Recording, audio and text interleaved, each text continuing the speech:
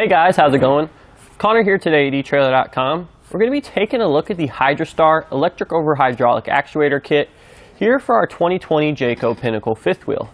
So our Hydrastar Electric Over Hydraulic Actuator Kit is going to be an excellent option for our fifth wheel trailer here when we want to convert from electric drum to hydraulic disc brakes. Now what I really like about this kit in particular is that it comes with almost all the components we need to complete our installation. The following components that it includes is going to be the actual actuator itself. It's going to come with all the brake lines we need. It's also going to come with the breakaway switch. The only part that it doesn't come with that we will need is some brake fluid, some obvious tools that we're going to need to complete our installation. We're also going to need the actual disc brakes. So if you don't already have your disc brake kit picked out, we sell these here through eTrailer. Just make sure you get the correct kit based on your axle capacity. For our Jayco Pinnacle here, we have two 7,000-pound axles, so that's what we're going to use to choose the correct disc brake kit. So keep in mind, there are going to be a couple different models of our Hydrastar actuator here. Our particular trailer we're going to be installing disc brakes on, so we need to get the model for disc brakes as opposed to the one for drum brakes. The models with disc brakes are rated for a much higher PSI, which we need for the disc brake calipers, so we need to be sure of this before we purchase. So our electric over hydraulic actuator here is going to be the main part that we need when we're converting our trailer from electric to hydraulic brakes. So I'm sure you're probably wondering why you would want to convert from electric brakes on our trailer to hydraulic brakes. And the reason for this is rather simple. Number one, we're going to get much more powerful braking. It's going to be a lot smoother. We're going to get that bite that we would have when we brake in our tow vehicle. So what I really like about our Hydrastar kit in particular here is it's going to be a lot thinner than some of our other options we have. Now what this thinner design is, it's not going to take up as much space in the trailer. We're not going to have to worry about having a lot of space to mount it. We just have it tucked on the side here over the storage compartment under our loft here, so you can see it's nice and out of the way. We have plenty of other space for the rest of our cargo. So essentially how our actuator works is we're going to receive an input from the tow vehicle, usually by our brake controller, an electric brake controller in particular. So it's going to send a signal to our actuator here, and what that's going to do is it's going to activate the fluid inside here, which is going to apply pressure to our disc brake calipers and apply the piston so it can slow down our trailer. So in regards to installation, this is definitely going to be something you can do at home by yourself. We don't need any special tools, and there's actually only a few connections we need to make. We have our main connection up here, which is going to lead to our braking assemblies. We have the fill reservoir here, which we're going to use to fill it with brake fluid. And then at the back here, we're not going to be able to see them right now, but we're actually going to have 4 wires. Now, these 4 wires are pretty straightforward. We're going to have one for power, we're going to have one for ground, we're going to have one of them which is going to receive the signal from our tow vehicle. We're also going to have one that goes to our breakaway switch. So overall, super simple and straightforward. The installation shouldn't take you long at all. So one thing I do need to note is, in regards to compatibility, you may or may not have an issue with your brake controller, so we need to check this ahead of time. Now, if you have a factory brake controller, those can sometimes create issues with our electric over hydraulic actuator. So you might want to be sure to check out the product page for the list of compatible vehicles. If yours isn't listed, there are going to be adapters available that allow you to utilize your factory brake controller. However, if you're going with the aftermarket route, there's going to be much more options to choose from. Just make sure you check with the manufacturer of the brake controller to be sure it's suitable for use with electric over hydraulic actuators. So this particular brake line kit here is going to come with all the lines and fittings we need to reach from the back of our disc braking assemblies up to the hydraulic actuator on our trailer. On each of our braking assemblies here, what I really like about it is it comes with the 4 flexible hoses in the areas where we need them, which are going to be directly from the disc brake caliper up to our T's. And the reason we want this part to be flexible is because when our axle travels and our suspension moves up and down, we don't want to kink the hard lines, which is why we have these perfect little soft lines here that are going to allow us to travel in movement that we need. So here you can see under the trailer, we have the rubber lines we were talking about earlier. We have it fed into our hard lines here with the unions. We have these nice brass fittings which are included with the kit. These brass fittings mean is we're essentially not going to have to worry about any rust or corrosion issues, which we would normally with them being under the trailer here. And then we have it converted here to our hard lines, which again, this is all included with the kit. What I also like about this, you see we have these little clamps here that They're going to allow us to secure our brake lines to the frame or wherever we choose, so we don't have to worry about the lines coming loose and dragging the ground. And we're going to follow our hard line over here. You can see we have our union block here, which is going to feed the braking assemblies from both sides. And then the output of that is going to go up to the hydraulic actuator with our kit here. Now this particular kit has 3/16" brake lines, and our main section here, which goes all the way up to the front of the trailer, is going to be 25 foot long. For our Jayco Pinnacle here, that's going to be plenty of length. So a couple things I really liked about this particular kit here is, number one, all of our lines are going to have a double flare on them. And what this means is it's going to have a really tight fit on our fittings, and we're not going to have to worry as much with leaks. Now I've had some other kits where the double flare fittings weren't as clean, and we did run into some issues tightening the fittings, chasing all the leaks down. So in regards to the different types of brake line kits you can purchase here, when making the switch from electric to hydraulic brakes, you really only have two options. You have the hard lines, which we have installed here. We also have flexible hoses. Now the flexible hoses are going to cost a little bit more than our hard lines. They are, however, going to be a little bit easier to install. However, the benefit of the hard lines here is they're going to be much more durable, which is why we chose those for this trailer.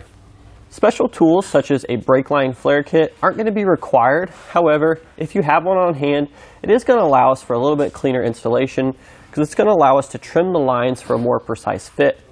But if we don't have that, no worries, it's not required. We would simply just loop our excess line up and secure it out of the way. So now that we've gone over some of the benefits and features, let's jump right into installation and show you how to do this yourself.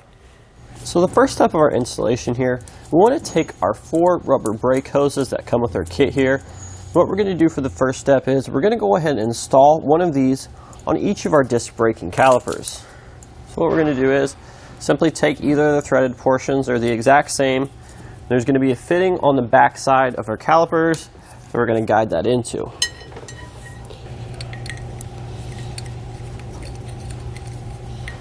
We just want to get that started hand tight for now. Once we do get it started, we can come back with our 3/8" wrench here. But we're not going to tighten it down super tight now. We're just going to give it a couple turns to hold it in place. And then we can make the needed adjustments further down the road. Just like that. So once we have one installed, we're going to go ahead and repeat this for our other 3 disc brake calipers. So now once we have all 4 of our rubber hoses installed, what we're going to do is we're going to come to the rearmost axle on the trailer here. We're going to secure our rubber line to this portion of the frame rail here using a self-tapping screw and one of our clamps, which is included with the kit. We're just going to simply slide it over like that. Then we're going to find a good position on the frame rail here that we still can allow our rubber hose to move freely as our axle travels. We don't want to get it binding too tight and cause any issues with braking. So around here is going to be about a good location. Move it back a little bit because again we want some extra slack on our line. And then we're going to take our self-tapping screw here, just drill it into place. And again, we need to do this for the rearmost hose on our rear axle here, both sides.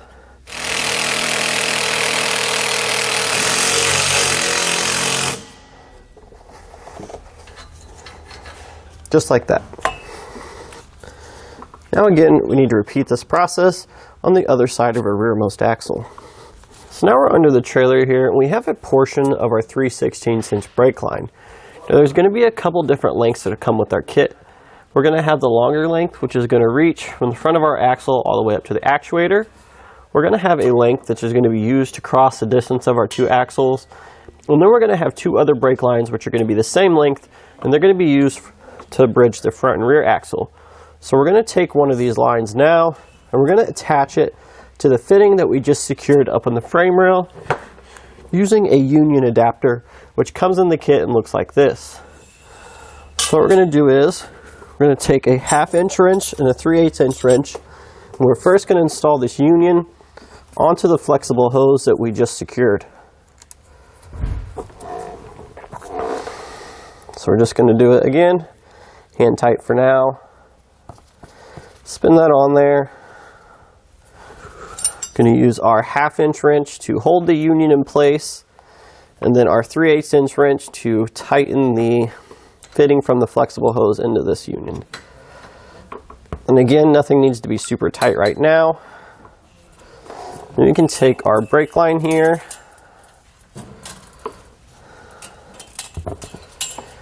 And go ahead and thread that into place as well. Just like that. So as you can see here, we went ahead and routed the rest of our brake line up facing the front of the trailer. However, we have quite a bit of excess because we need it to stop where our T is going to be, which is going to be roughly directly in front of our frontmost axle here, right above the caliper. So what we're going to do is, you have a couple different options here. We're actually just going to mark this line here about where we want to cut it. We're actually going to put a new flare and fitting tool at this point we need. However, the other option you have is, if you don't have a brake line flare tool kit, or you don't want to mess with flaring your lines, you can simply coil the line here, then tuck it up and zip tie it to this underbody panel here. However, it's going to be a much cleaner installation and a better look if we go ahead and cut and flare the line here. So that's what we're going to do next. So now we're going to take our little T-block, which is included with the kit here. It's going to have 4 different ports on there. What we're going to do is, we're going to thread that, one of this end, either end, it doesn't matter which way. We're going to thread that onto the brake line that we just flared here. We're not going to worry about getting that super tight right now because we still want to get everything positioned, and then we'll come back and tighten everything down. And then what we're going to do is, we're going to go ahead and take this port here. We're actually going to install the rubber hose here from our forwardmost axle. And again, everything's just real loose right now until we get it all in place, and then we can tighten it down. So now we need to go ahead and secure our line here with our lock. So what we're going to do is, we're going to take one of the smaller clamps that go around the brake lines. We're going to go ahead and attach that here. Keep in mind, we don't want to tighten this all the way down because it's going to pinch the brake line. If you have some extra washers, those are going to come in handy as well. I'm going to go ahead and install this just to hold everything up into place. Also, if you have trouble getting the self-tapping screws into the frame rail, you can go ahead and drill a pilot hole ahead of time as well.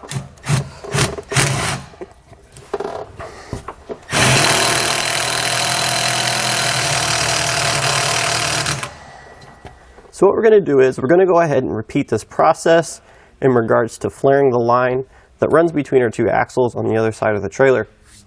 One end is going to go into the line we just flared, which is pointed towards the rear axle here. And the other end here is going to be the rubber hose from our braking assembly. That's going to go to the far end here. So again, we're just going to loosely thread these into place now.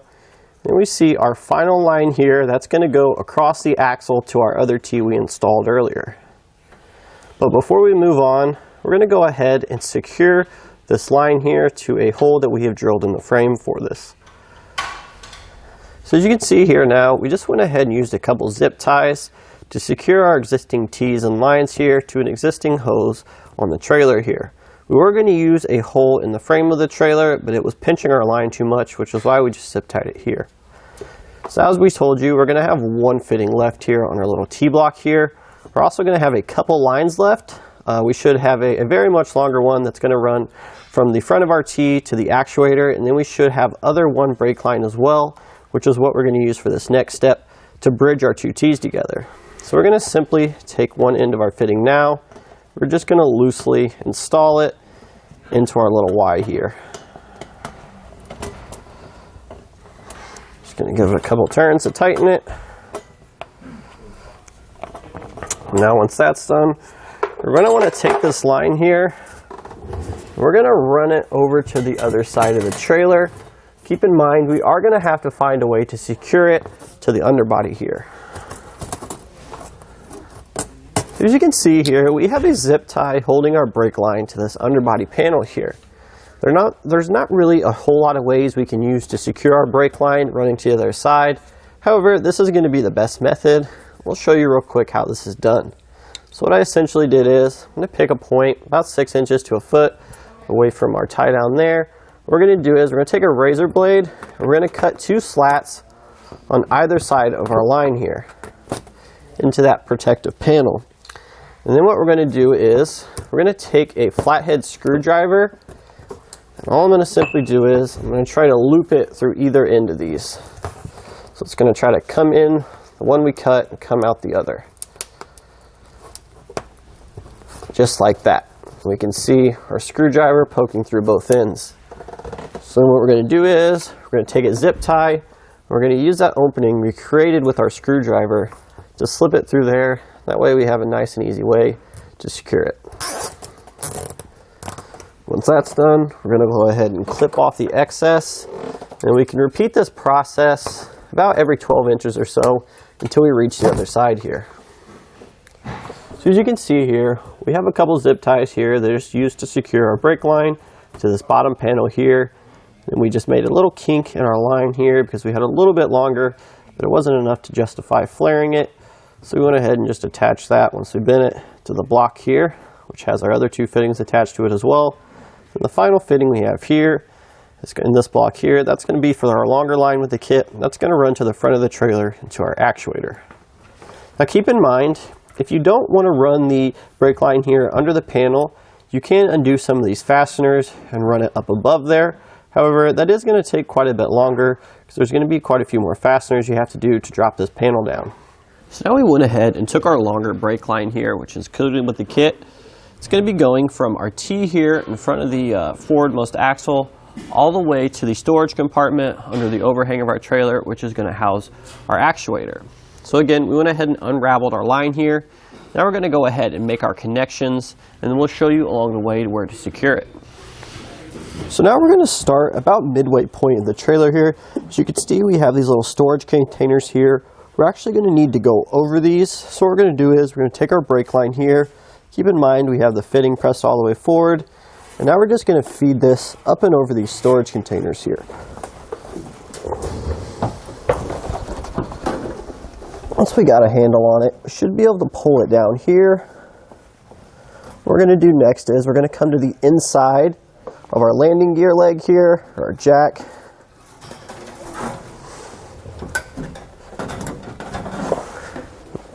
Then we're going to route this, pull as much line as we need so we can reach the fitting in front of our forwardmost axle. We may need to bend the line slightly to get it to conform to the way we need it. Now we can come over here. Once we have the correct amount of line, go ahead and make our connection here. Again, we may need to bend the line a little bit to get it to sit the way we want.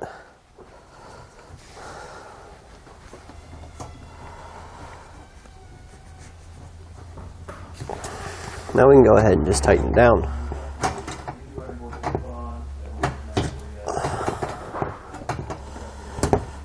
So now we're going to take our line here. We're going to begin securing it to the bottom of the frame rail.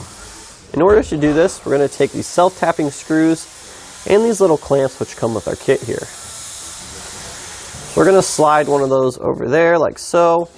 We are going to make a bend here because we don't want it rubbing on that metal. And we're going to do our best to try to drill into the bottom of the frame here. It is super thick material, so it is going to take a little bit of force. And keep in mind, again, we don't want to tighten these all the way down. We want to allow some wiggle room so we don't pinch our line.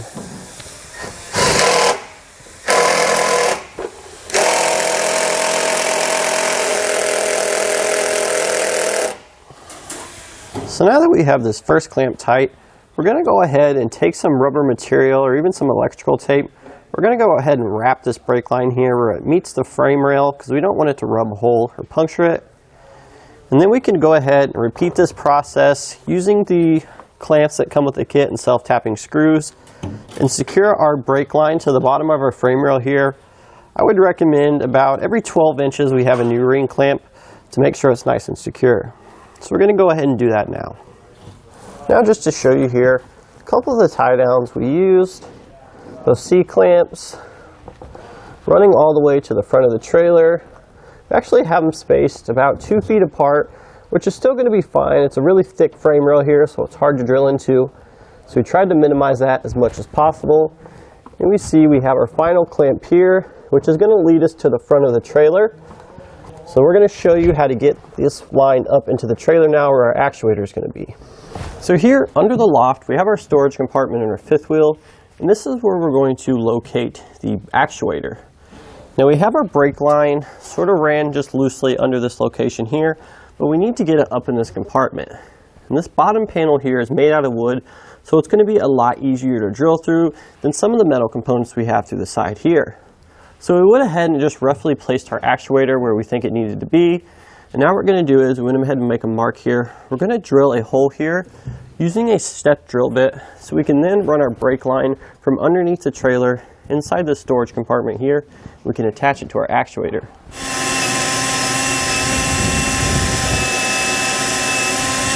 So now you can see we have our hole drilled here. So we're ready to route our brake line from underneath the trailer into the storage compartment here. But we have quite a bit of excess. So again, if you don't want to do any cutting and flaring, you could easily just coil this line to avoid that. However, since we have the tools on hand, and it's a fairly simple process to do, at this time we're going to go ahead and cut off some of the excess so we can more easily route the brake line into our storage compartment here without having to make any coils. So as you can see, we have our line trimmed here. So what we're going to do is we're simply going to go underneath. We're going to slip it through the hole. Try not to make too many sharp bends.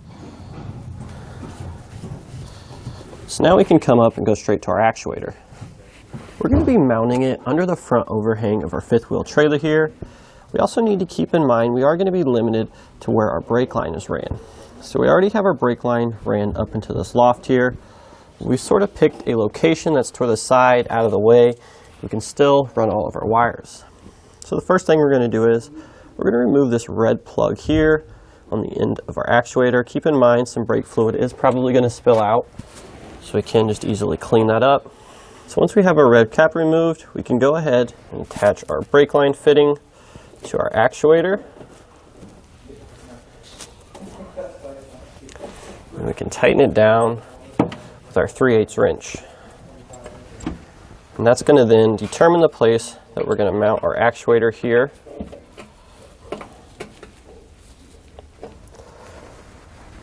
Once that's nice and tight, we go ahead and line up the actuator here. Next thing we're going to do is, we have 4 holes, 2 on the back, 2 on the front. We're going to take some self-tapping screws. We're going to use these holes to secure our actuator to this bottom panel here. Keep in mind, our self-tapping screws aren't going to come with the kit, so we do need to supply these ourselves.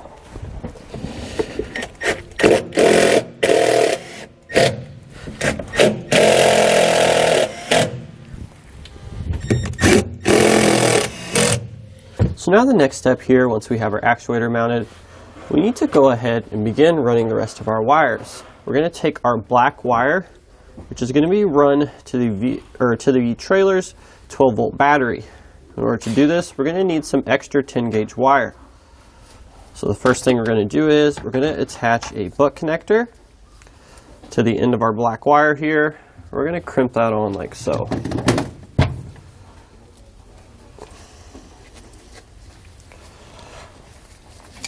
Give it a good little jiggle to make sure it's on there securely.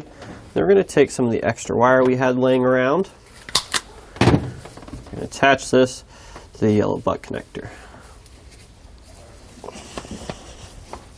So before we route our black power wire to the battery, we're going to go ahead and combine this with our white wire, which is for the ground.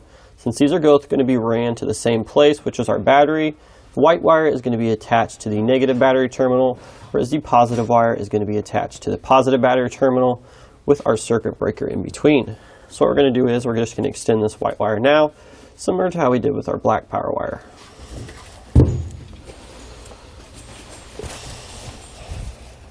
So now that we have both of our power and ground wires extended, we're then going to route them now to our battery bank. We have a small access hole here. You may or may not need to drill one yourself, that we're going to feed our wires through so they can then go to the battery.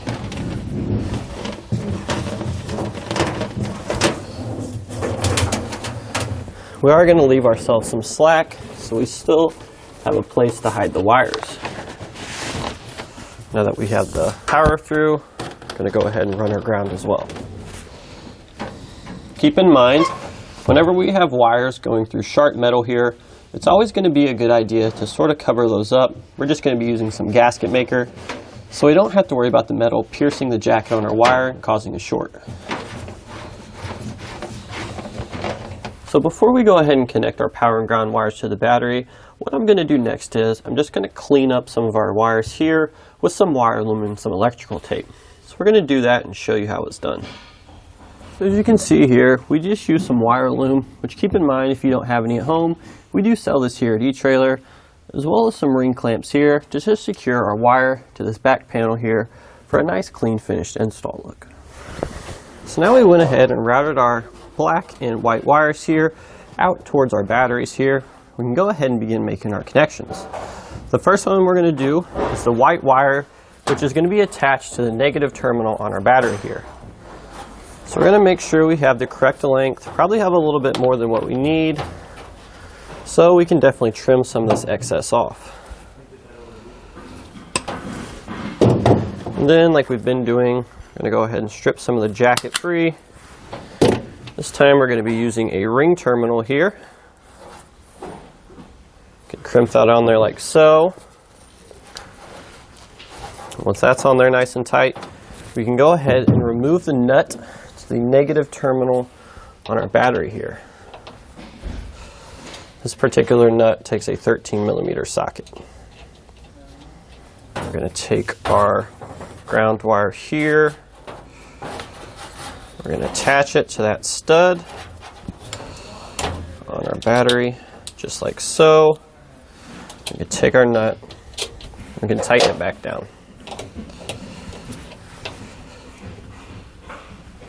Just like that. So now we have our black wire left to connect. However, if you remember, we do need a circuit breaker in between the positive post on the battery and our black wire. So what we're going to do now is we're just going to find a general location where we can mount our circuit breaker. It's going to be in reach of our black wire and the positive terminal on our battery. So once we do have a good location, we're just going to take some self-tapping screws and attach the circuit breaker.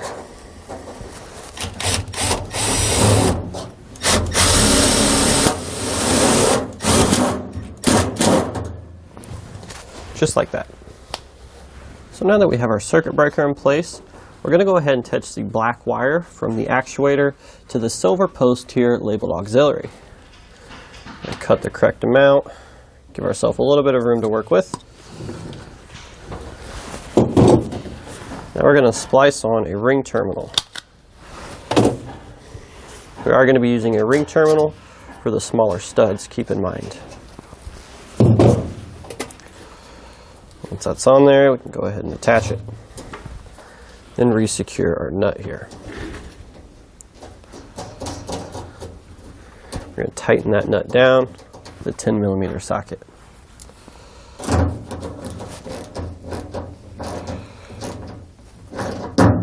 Just like that.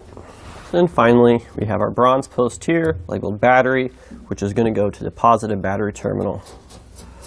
So we're going to remove the nut. And then just take some extra wire here and crimp on ring terminals onto both ends. I'm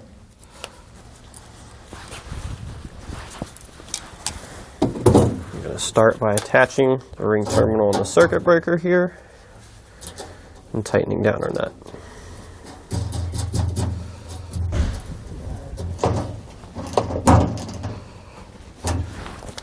Once that's tight, now we're going to loosen the nut from the positive post on our battery here, making sure we don't come into contact with any metal with our wrench.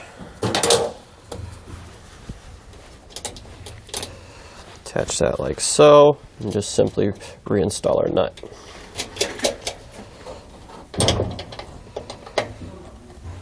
Just like that. So now that we have our power and ground wires ran, we're going to have two wires left coming off our actuator here.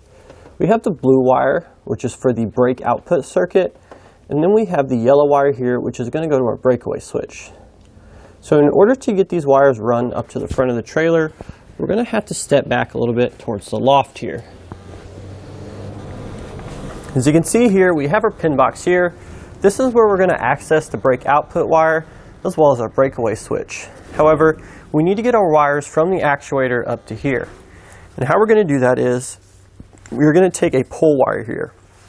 Now, pull wire is any sort of long object such as this airline tubing. What we're going to do is we're going to use this to feed the wires under this loft here, or above this loft here. So what we're going to do is we're going to take a part of our airline tubing, we're going to sort of fish it up in here, any sort of opening we can find, and then we're going to begin pushing it back to try to get it to come out in this little storage compartment here.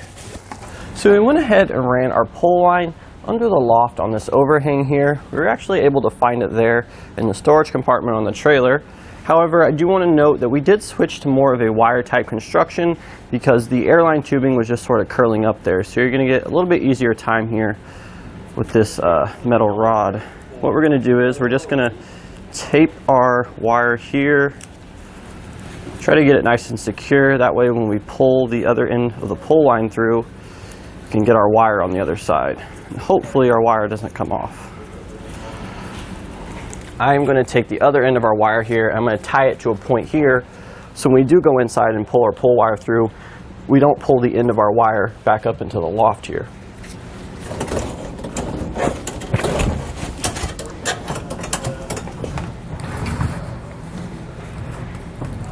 So we went ahead and we took our two wires that we ran down here earlier.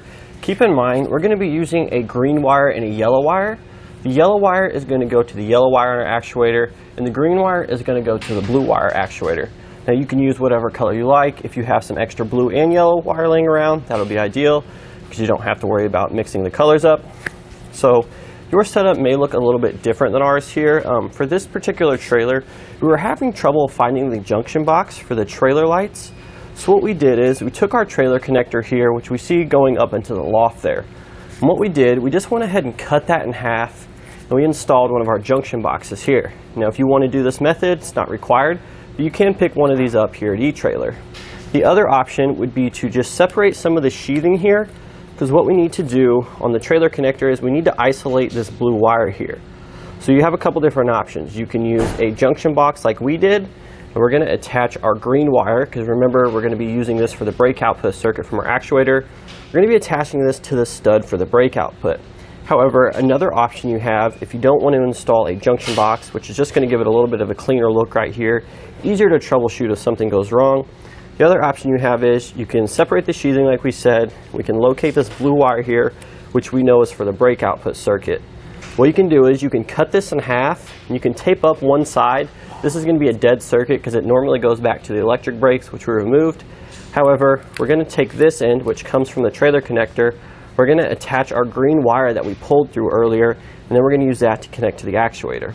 So again, you have a little bit of a choice here, but we're going to be using a junction box. So at this time, we're just going to go ahead and splice a ring terminal over this green wire here and attach it to our brake output stud.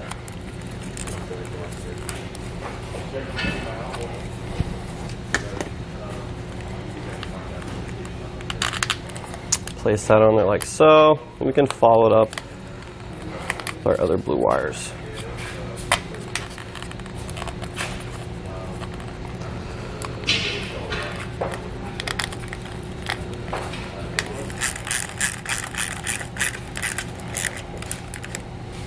So for our final wire here, we have this yellow wire, which keep in mind is going to be going to the breakaway switch wire on our actuator. So what we need to do is we need to go ahead and tie this into our breakaway switch. The breakaway switch is fairly easy to find. It's going to be on the exterior of our trailer here, up towards the pin box. But what we need to do is almost all breakaway switches have two wires, two-wire design. What we need to do is we need to find the cold side of the wire, or the one that doesn't have power while the pin is in, because that's the one that we're going to be splicing into with our yellow wire. So what I'm going to do is I'm just going to take a circuit tester here, and I'm going to test one of these wires to see which one is hot. Yep, so we know our orange wire is the hot wire. Let's go ahead and test the black one again just to double check. Yep, so we don't have power going to the black wire, so that's going to be the cold side of our breakaway switch. So what we're going to do is we're going to take our yellow wire here, and we're going to splice it into the black wire going from our breakaway switch. So we're just going to take a pair of cutters here. We're just going to snip this wire. Let's go back here. So this other end we can cap off, we're not going to need it, whereas our yellow wire is going to go to our black wire here. We'll just cut the appropriate amount, then I'll strip both of these ends and attach them with the butt connector. So because we have the exterior of the trailer here, we're going to go ahead and wrap our butt connector here with some electrical tape. Bear in mind, you can use heat shrink butt connectors as well. We just need to make sure any wire connections on the outside of the trailer are going to be nice, secure, and free of any corrosion. We're actually just going to be reinstalling the factory loom that went to our breakaway switch wires.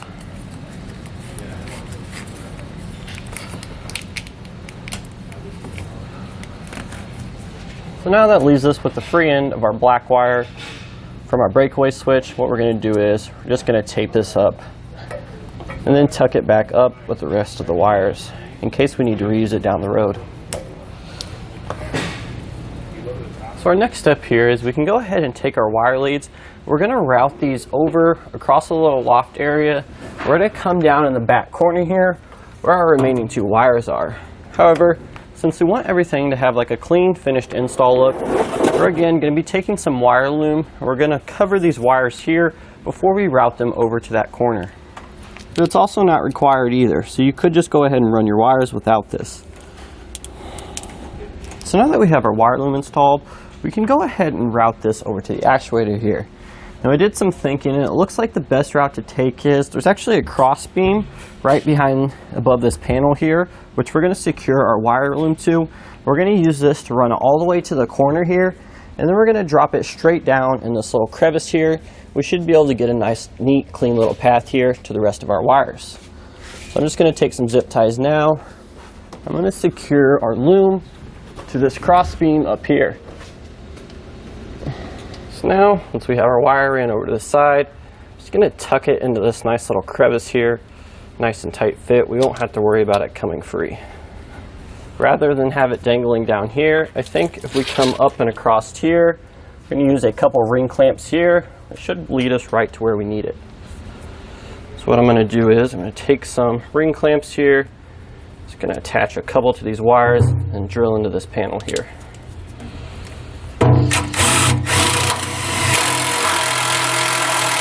So now that we have our wires in one place here, as you can see, we have quite a bit of excess. So what I'm going to do is I'm going to go ahead and clip both of these. Then I'm going to clip this as well. And then we can make our connections here. Keep in mind, we're going to be going yellow to yellow and green to blue, or whichever color you used to connect to our brake output circuit. Here you can see we have our splices made. So again, like we've been doing, I'm just going to come back with our wire loom here, some electrical tape, just clean everything up for a nice finished install look.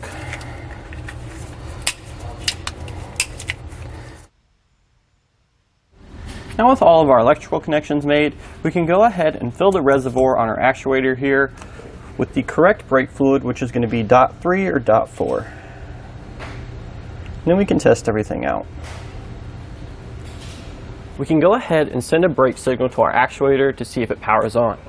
Now we have a couple different options for this. The first option is, if we don't have the tow vehicle nearby, we can go ahead and pull the pin on our breakaway switch, as that should send 12-volt power to our actuator to kick on. Now another method we have, if we do have the tow vehicle here, is we can plug into the tow vehicle, we can turn our brake controller all the way up, and then we can hit the manual override on the brake controller to send a signal to our actuator here. However, when we do send that signal, we want it to be a very short signal, because what's going to happen now is all of our lines are dry, there's no fluid in them. So as soon as we turn on our actuator there, it's going to almost completely empty, which we don't want it to go all the way down, or we're going to suck air into our lines. So we're just going to turn the system on for a split second to ensure everything's working. So we should distinctively hear our actuator kick on. And we do. So now we know everything's working correctly. So now that we've verified our hydraulic actuator is functioning properly, the first thing we're going to do in regards to bleeding is we need to bleed the actuator up here first. Then once we do that, we're going to jump back and bleed each of our 4 disc brake calibers. We'll show you how to do that now. Now in order to do this, we're going to need a couple things. We're going to need a 5/16 inch wrench. We're also going to need some sort of air trap device so we don't have air sucking back in the bleeder screws. We're just using an empty bottle here with some hose. So what we're going to do is, we're going to need a helper for this. We're going to need someone at the front of the trailer, and we're going to need to signal them when we want to engage the brakes. We showed you a couple methods for that earlier. You could use the brake controller on the vehicle, or you can use the breakaway switch. So what we're going to do is, keep in mind we want to start at the rearmost braking assemblies and work our way up. We're going to place our hose over the top bleeder screw here as best we can, and we want to take our wrench and we want to begin to loosen that, and then we can give a signal to our helper. Okay, you can go ahead and engage the brakes. And what we're looking for is a steady stream of fluid. When we have a steady stream of fluid, we know that our brakes have been bled correctly. So now that we have one of our disc brake calipers bled, we want to go ahead and repeat this process on the other side, starting with our rearmost axle, then work our way forward. And now the final step of our installation here is going to be to reinstall our tires and wheels back on our trailer, and then we're ready to hit the road. And now that we have our brakes bled, that's going to do it today for our look at the Hydrastar Electric Over Hydraulic Actuator Kit here for our 2020 Jayco Pinnacle Fifth Wheel.